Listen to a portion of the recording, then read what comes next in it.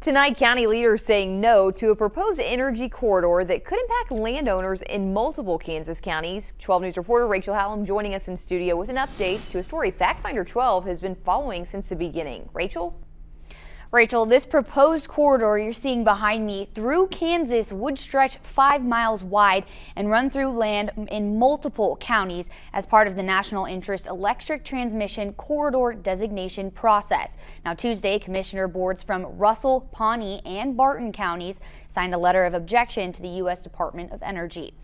This letter asking the department to, quote, consider the historical importance of generational farms, the families that reside on that land, and the negative impacts an NIETC could have on future land values, future development, and the environment. Now, Pawnee County Attorney Doug McNett helped present this letter, saying it's an important time for these counties to work together on stopping this proposal.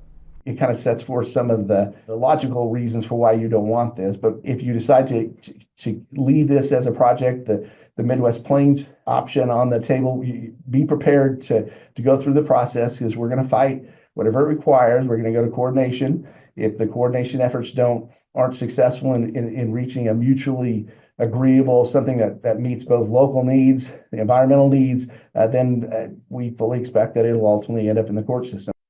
McNett says next step is retaining the Kansas National Resource Coalition to assist in drafting a formal resolution for counties impacted by this proposal. Now, he also says people should continue to express their opinions to their commissioners or send an objection directly to the DOE.